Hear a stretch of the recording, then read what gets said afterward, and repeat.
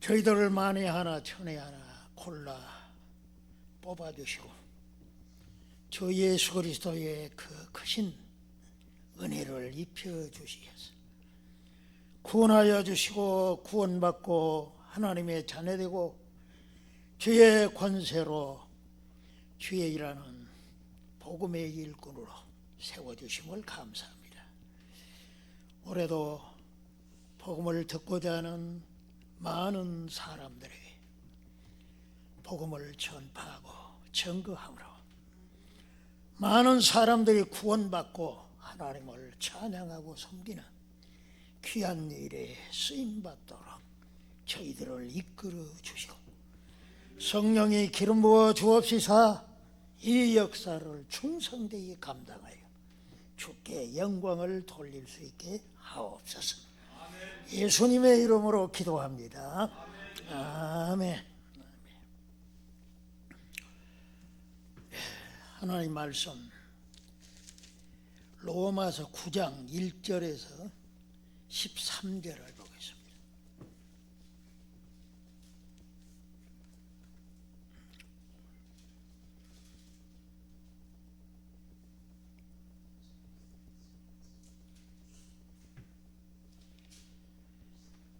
내가 그리스도 안에서 참말을 하고 거짓말을 아니하노라. 나에게 큰 근심이 있는 것과 마음에 그치지 않는 고통이 있는 것을 내 양심이 성령 안에서 나와 더불어 증언하노니 나의 형제 곧 골누그 친척을 위하여 내 자신이 저주를 받아 그리스도에게서 끊어질지라도 원하는 바로라. 그들은 이스라엘 사람이라 그들에게는 양자됨과 영광과 언약들과 율법을 세우신 것과 예배와 약속들이 있고 조상들도 그들의 것이요 육신으로 하면 그리스도가 그들에게서 나으셨으니 그는 만물 위에 계셔서 세세의 찬양을 받으실 하나님이시니라. 아멘. 그러나 하나님의 말씀이 폐하여진 것 같지 않도다. 이스라엘에서 난 그들이 다 이스라엘이 아니요 또한 아브라함의 씨가 다 그의 자녀가 아니라 오직 이삭으로부터 난 자라야 내 씨라 부르리라 하셨으니 곧 육신의 자녀가 하나님의 자녀가 아니요 오직 약속의 자녀가 씨로 여기심을 받느니라. 약속의 말씀은 이것이니 명년 이때에 내가 이르리니 사라에게 아들이 있으리라 하시니라. 그뿐 아니라 또한 리브가가 우리 조상 이삭 한 사람으로 말미암아 임신하였는데 그 자식들이 아직 나지도 아니하고 무슨 선이나 악을 행하지 아니한 때에 택하심을 따라되는 하나님의 뜻이 행위로 말미암지 않고 부르신 이에게로 말미암아 서게 하라 하사 리브가에게 이르시되 큰 자가 어린 자를 섬기라 하셨나니 기록된 바 내가 야곱은 사랑하고 에서는 미워하였다 하심과 같으니라. 아멘. 지난 시간까지 해서 이 복음을 통해서 이루어지는 이 각각의 구원, 그것은 바로 그리스도의 그 은혜로 말미암아서 나타나는 이 구속의 은총을 입은 자들이 바로 죄사함 받고 의롭다함을 받고 하나님의 양자가 되어지고 양자로서의 상속권까지 받는 그런 놀라운 구원의 진리를 사도를 통해서 우리가 배웠습니다. 특별히 하나님의 이 구원의 큰 그림, 원대한 이 그림이 뭐냐? 사도가 29절에서 밝힌 대로 아들의 형상을 본받는 거다. 아들의 형상을 본받는 거다. 최초의 인간은 하나님의 형상대로 지음을 받았죠. 하나님을 닮은 그러한 그러니까 인격을 가진 그런 하나님을 닮은 피조물로 지음을 받았는데 사탄의 꼬임을 받아 하나님을 반역하다 보니까 그가 그 형상은 깨어지고 또 약속하신 대로 사람에게 죽음이 들어오게 되는 이러한 역사가 이루어졌는데 하나님은 그 불쌍한 인류를 구원하고자 그리스도 안에서 계획을 하셨는데 그 일을 예수 그리스도의 죽으심과 부활을 통하여 이루신다. 그래서 하나님의 그 구원, 바로 이제 아들의 형상, 아들은 예수 그리스도인 줄로 믿습니다. 사람이 되신 예수 그리스도, 사람이신 예수를 담는 그러한 이 구원의 큰 뜻이 있다. 그걸 하나님이 부르시고 선택한 자들, 미리 아신 자들을 부르시고 그 부르신 자들에게 이 소위 칭의, 의롭다함을 받게 하여 주시고 그들을 이제 하나하나 성화시켜서 바로 영화롭게 되어지는, 그러니까 예수를 완전히 우리가 닮는 게 바로 영화롭게 되는 거지. 그 영화롭게 되는 이런 역사를 하나님이 이루신다 이거지. 한 사람 한 사람 우리 모두 다에게 그 역사를 이루신다. 하나님의 위대한 이 구원의 선포가 8장에서 이제 매듭이 있습니다. 8장에서 이것을 우리는 조금도 의심하면 안 된다. 확실히 믿어야 된다. 하나님이 하시는 일은 실패가 없는 줄 믿습니다. 계획하시면 반드시 이루시는 전능하신 하나님이시다. 그 일을 이루신대. 그러면 이제 9장으로 이제 넘어와 가지고 그 로이드 존스 목사님은 이 9장부터 11장까지를 같은 진리를 선포하는 말씀으로 보았어요. 그래가지고 이 9장부터 11장에서 지금 다루고 있는 아주 중요한 주제, 그 뭐냐, 하나님은 자신이 목적하신 바를 반드시 이루신다 이거지. 그걸 우리가 추워도 의심하거나 그 진리에 대해서 거부하면 안 된다 이거지. 그러니까 믿는 자들이 구원을 받았는데 구원받은 자들의 이 믿음을 보다 더 확실하게 하고 확고하게 하고 굳게 세우도록 하기 위한 이 사도의 아주 깊은 그런 이제 사랑이 있다. 사랑. 그 사랑 하나님의 사랑인 줄로 믿습니다. 그래서 그 사랑의 심정으로 이제 이 진리를 선포하는데, 그것은 바로 하나님은 어떤 세력도 어떤 방해도 하나님이 계획하신 구원의 역사에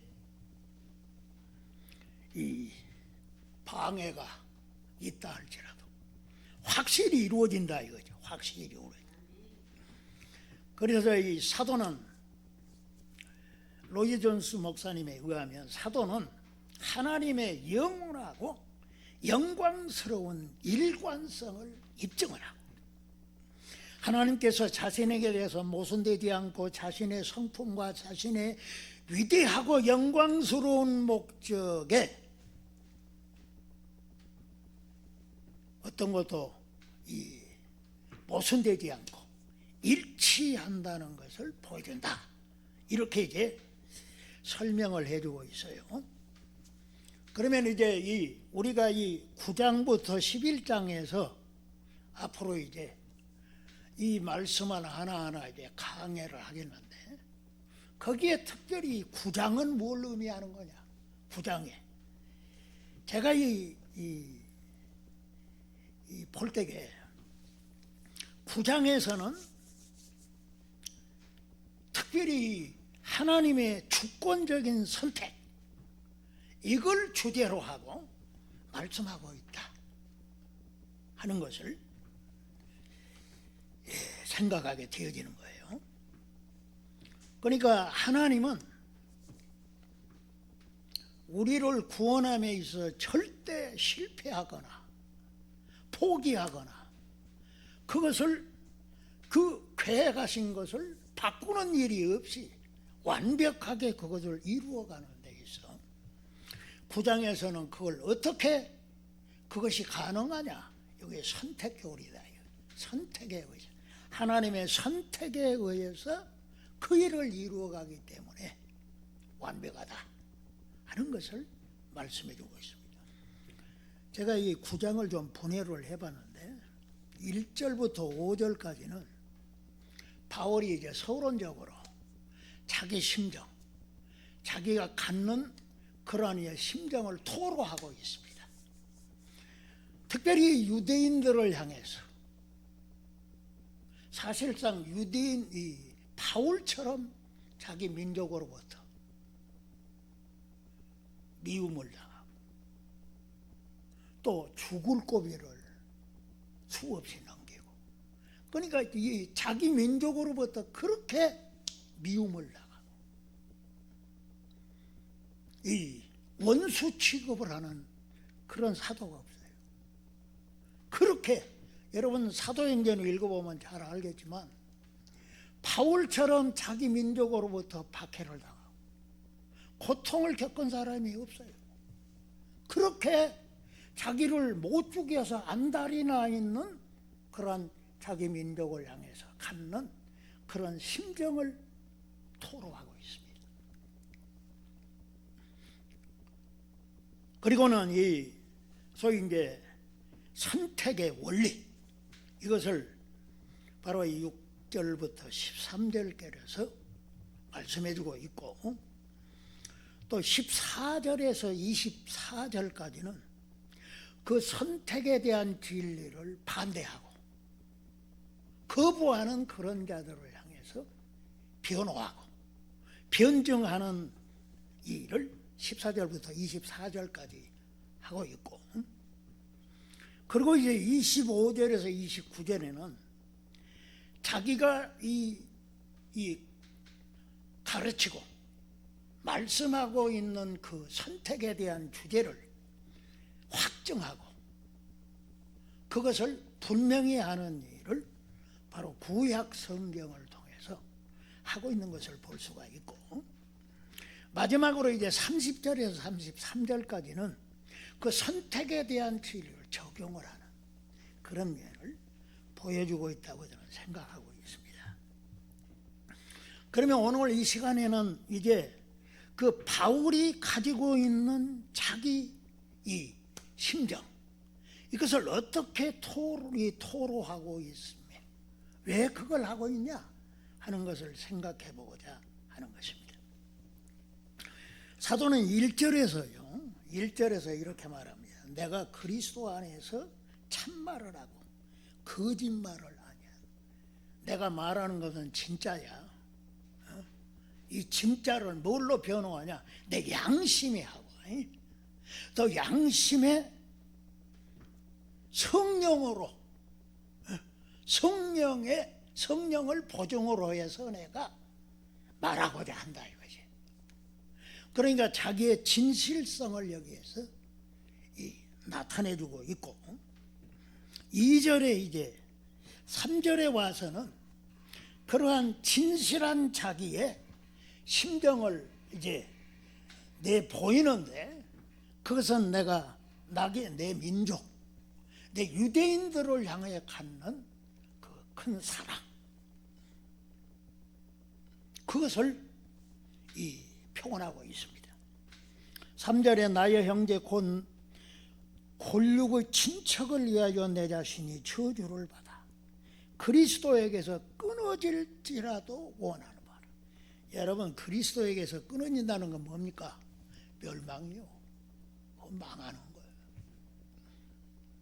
근데 내가 멸망을 당한다 할지라도 내가 너희들에게 향한 내 이 심정, 그러니까 이 극도로 자기 민족을 사랑하는 이러한 이 자기 심정을 이렇게 표현하고 있는 거죠.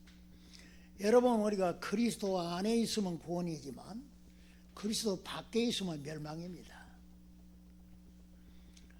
사도는 에베소서 서신에서 그렇게 밝혔는데, 에베소에 있는 그리스도인들을 향해서 너희는 그리스도 밖에 있을 때가 있었다.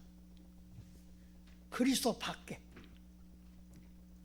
그리스도 밖에 있으면 어떻게 하냐? 이스라엘 나라 밖에 사람이다. 약속의 언약들에 대하여 외인이요, 세상에서 소망도 없고 하나님도 없는 자였다. 그러니까 에베소 1장 12절에서 이렇게 이스라엘이 그리스도 밖에 있다면 이스라엘은 하나님의 백성을 총칭하는 말이죠. 하나님의 백성이 아닐 때가 있었다 이거예요. 약속의 언약은 뭡니까? 아브라함을 통해서 이 구원을 해 주시겠다는 그 약속 아닙니까?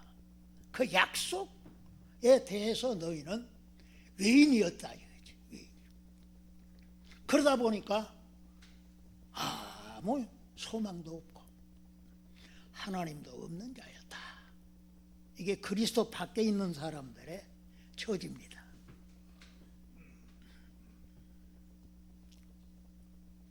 예수 믿지 않는 사람이 뭔 소망이 있어요? 그렇지 않습니까?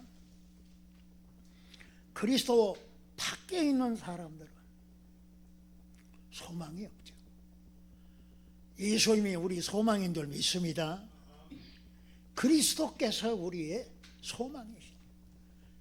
소망이 없는 그런 사람들, 이제 예수를 믿음으로 말미암아 이제는 그리스도 안에 있어서 그의 피로 죄사함 받고 하나님과 평화가 이루어지고 그의 자녀가 되고 영생을 누리는 이러한 축복을 누리게 되어졌다 이거예요. 근데 사도가 내가 그 그리스도에게서 끊어진다 그런 것은 자기의 심정을 그대로 이제 내가 이 정도로 내가 하나님께 버림받는다 할지라도 너희들을 사랑한다는 이걸 표현하고 있는 겁니다. 이건 뭘 의미하는 겁니까?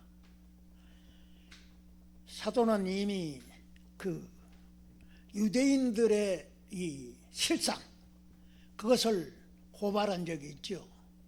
2장에서 고발한 적이 있고 그들의 그러한 이제 죄악상을 나열한 바가 있죠.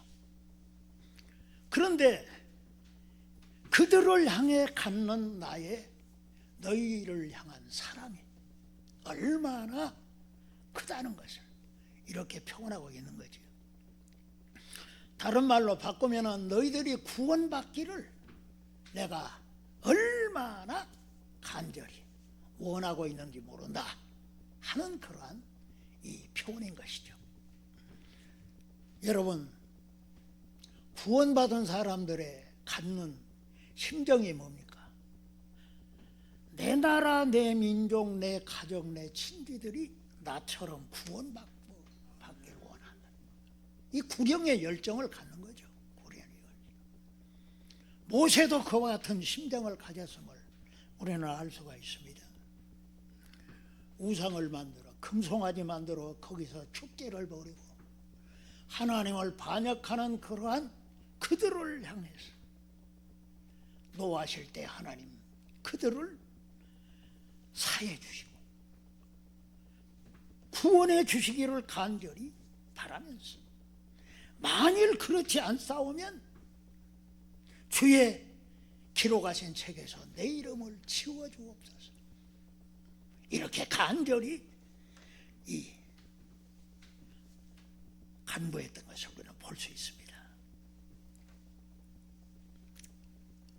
바울은 자기 민족뿐만이 아니라 이방 모든 민족이 다 구원받기를 바라는 그런 가슴을 가진 줄로 믿습니다. 우리는 이 바울처럼 이런 심정을 가져야 된다. 오늘 우리가 나에게 이런 구령의 열정이 있느냐, 이걸 점검해야 됩니다. 이걸 점검해야 됩니다. 과연 내가 무엇 때문에 이 목사가 되고, 내가 무엇 때문에 주의 일을 하겠다고 나섰는가? 거기에 있어서 가장 기초적이고 핵심적인 게 뭐냐? 구령의 열정이 있는, 구령의 열정. 다른 사람을 구원시키고자 하는 그런 열정이 없다면 아무 소용이 없는 거예요.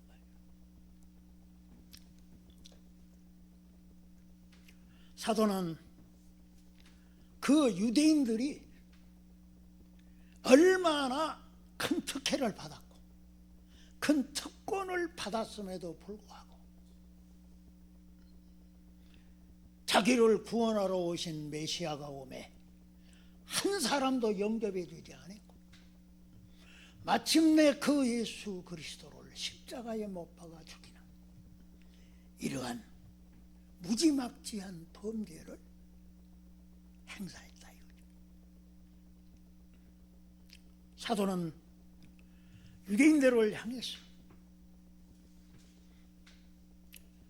얼마나 큰 특권을 받았느냐 하는 것을 오늘 말씀 이 4절에서 밝히고 있습니다. 4절에서 그들은 이스라엘 사람이라 그들에게는 양자됨의 특권을 받았다. 모든 민족 중에 아모스가 말한 대로 모든 민족 중에 너희만 나란나니, 너희만 나란나니. 모세가 바로왕 앞에 가서 이스라엘은 나의 장자라, 이스라엘은 나의 자식이다 이거지, 자식. 그러니 내 보내라 선포했다. 모든 민족 중에 하나님께 선택, 양자로 선택받는 특권이 유대인들이다. 유대인들. 근데 그걸 발로 차버려. 이건 엄청난 실수다. 그들에게는 영광이 있습니다. 이 영광은 뭐냐면은 하나님의 성전을 짓고 그 성전을 봉헌할 때 하나님이 임재하신 줄 믿습니다. 거기에 영광이 나타났어요. 영광. 그 소위 말하면 쉐키나의 영광. 하나님의 영광, 이 하나님의 임재를 상징하는 구름이 임하고 말이에요. 그걸 이스라엘만 보는 특권이 있었어요. 또한 그들에게는 아브라함으로부터 이 하나님이 언약을 맺고 너와 너의 후손이 복을 받으리라. 구원의 복을 받을 것을 약속받았어요. 약속받았어요. 그래서 이 아브라함의 후손을 가리켜서 언약 백성이라고 그런다. 언약 백성. 이 언약은 쌍방이 합의해서 맺은 약속이 아닙니다.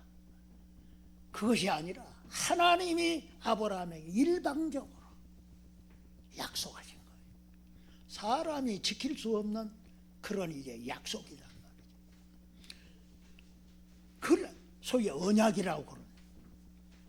하나님이 아브라함과 맺은 그 언약, 그 언약의 증표가 뭐요? 언약 백성의 증표, 할례지, 할례.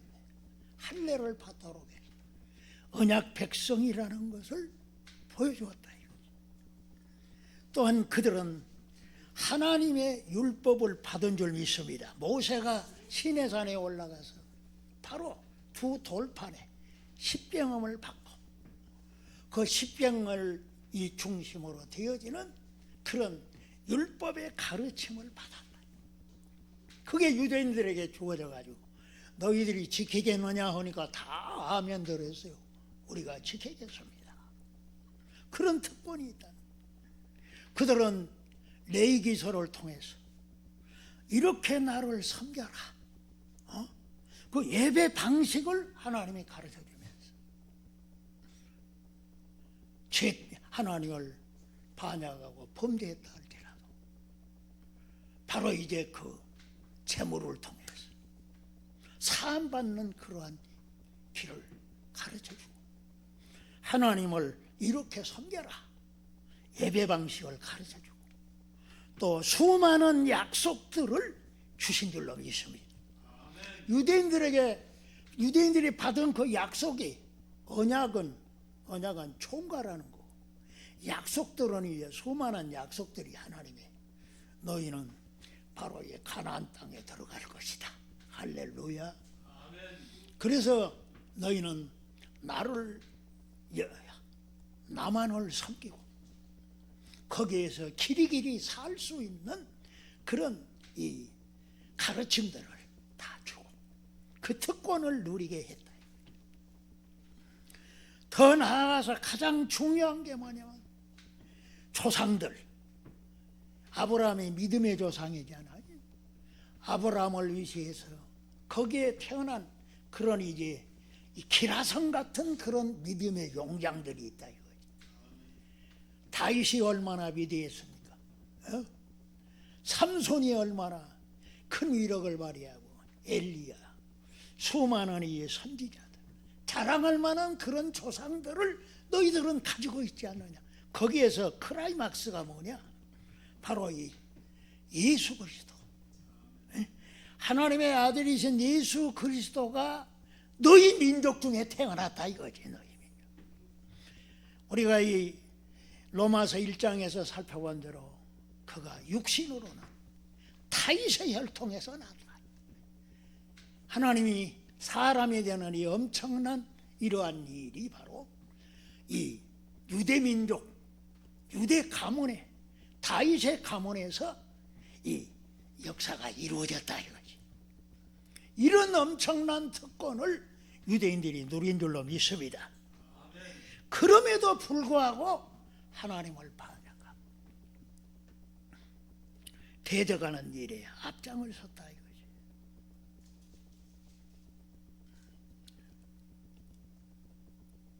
이걸 알고 있는 바울이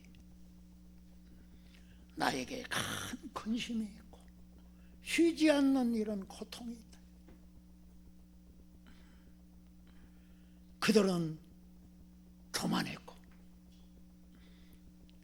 그들은 사실은 율법을 가졌지만 그 율법을 남용하고 악용하는 이러한 일을 저질렀다 이거예요. 우리만이 하나님께 율법을 받은 민족이야. 너희들은 개지 개. 사람 취급하는 얼마나 고만입니까? 우리만 선민이야.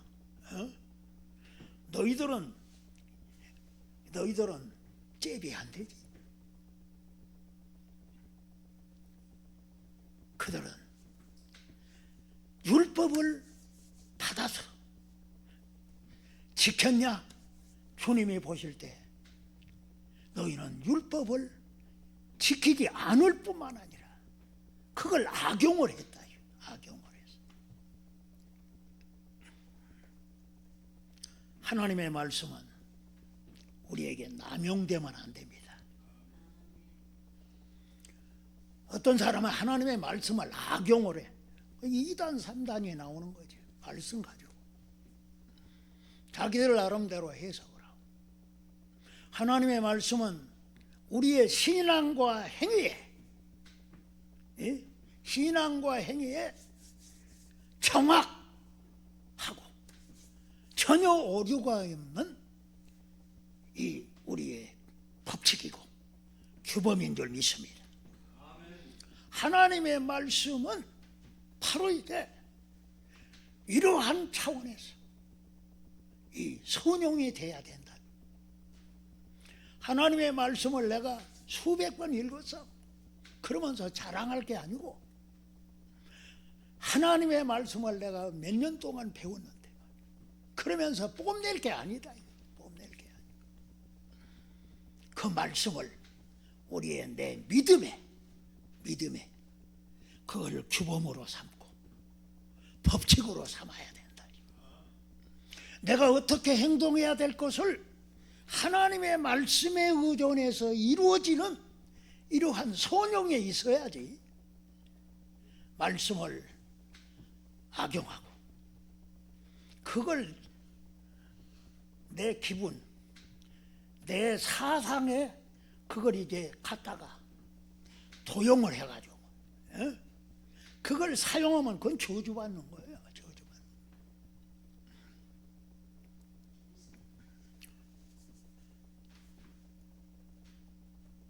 그런데 오늘 이 가장 무서운 것은 뭐냐? 이 자기 민족 중에 자기를 구원할 구세주가 나셨는데 그를 대적하고 반역하는 이러한 것이야말로 얼마나 큰 죄악인가 하는 것입니다. 우리가 여기서 생각해 볼 게 있습니다.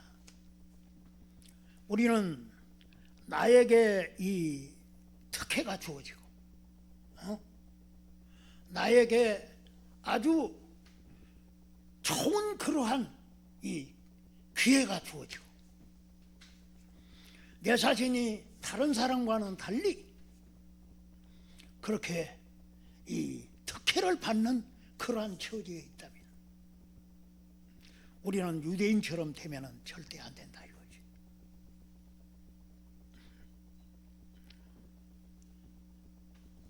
부모가 말이요, 우리 부모가 믿는 자다 이거지. 거기서 태어난 사람은 모태신앙이라 모태신앙. 아이고 우리 아버지가 우리는 몇 대째 예수를 믿었어. 그러면서 그걸 자랑하고 막 그걸 하나의 자랑거리로 삼고 자기 자신에게 있어서는 신앙이 속된 말로 개떡 같다 이거지. 그건 이 악용하고 있는 거지. 자기가 가진 특혜를 선용하는 게 아니라 악용하는 거란 말이야.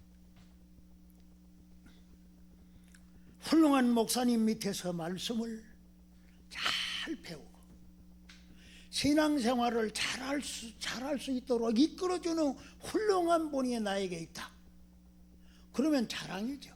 자랑이지만 그것을 하나의 자랑거리로만 여기고 나의 신앙이나 나의 삶에 적용하지 않는다면 그것은 큰 실수를 범하고 있는 거다 하는 겁니다. 우리는 지금 북한에 있는 사람들이야. 다른 이제 박해받는 그러한 이 나라에 속하고 있지 않습니다. 그러니 얼마나 참 자유롭게 믿음 생활을 할 수가 있다. 그런데 그걸 거기에 안주해버리면 우리가 잘못될 수가 있다. 우리는 이 하나님 앞에 우리는 유대인처럼 되어서는 안 될 줄 믿습니다.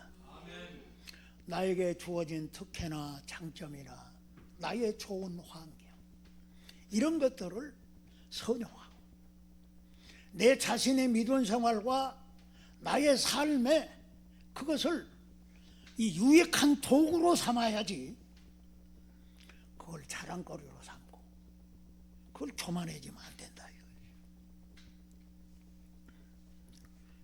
사도는 오늘 우리에게 그것을 가르쳐주고 있는 겁니다. 유대인처럼 그렇게 큰 특혜를 받고 큰 축복을 받았음에도 불구하고 그 좋은 그러한 이 얼마든지 잘 믿고 얼마든지 믿음의 삶을 잘 살 수 있는 그런 여건을 주심에도 불구하고 그것을 발로 차버린다면 이것은 큰 잘못이다. 오늘 우리는 주님 앞에 겸손히 엎드려서 나에게 주신 좋은 기회나 특혜를 감사하면서 그것을 나의 믿음 생활이나 하나님의 일에 충성될 수 있는 그런 기회로 삼아야 할 줄 믿습니다. 하나님은 우리들에게 이 좋은 기회를 주시고 이 얼마든지 주의 일을 잘하고 하나님께 영광을 돌릴 수 있는 그런 기회를 주신 것을 감사하면서 올해도 우리는 맡은 일에 충성을 다하고 복음을 위해서 최선을 다하는 저와 여러분이 되어야 할 줄로 믿습니다. 하나님 아버지 감사하고 감사합니다. 하나님께서는 우리에게 여러 가지 좋은 기회와 또 특혜를 허락해 주고 특권을 주는 그런 기회가 주어졌음을 우리가 인식하고 주여 그것을 주의 뜻을 이루고 주의 일에 충성을 다할 수 있는 그런 기회로 삼고 주의 일에 충성된 일꾼들이 되게 하여 주옵소서. 주여 멸망해가는 사람들을 바라볼 때 우리가 바울 같은 심정을 가지고 예수 그리스도의 심장으로 그들을 대할 수 있게 하시고 복음을 전하는 저희들이 되게 하여 주시어서 그들이 다 구원받고 영생에 이르는 것을 볼 수 있는 충성된 일꾼으로 일할 수 있게 하시고 최선을 다하는 저희들이 되게 하여 주옵소서.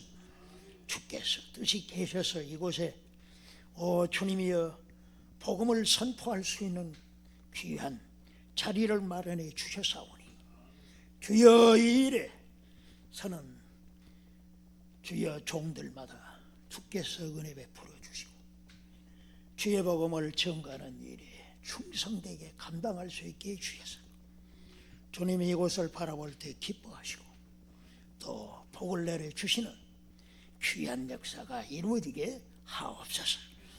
예수님의 이름으로 기도합니다. 아멘.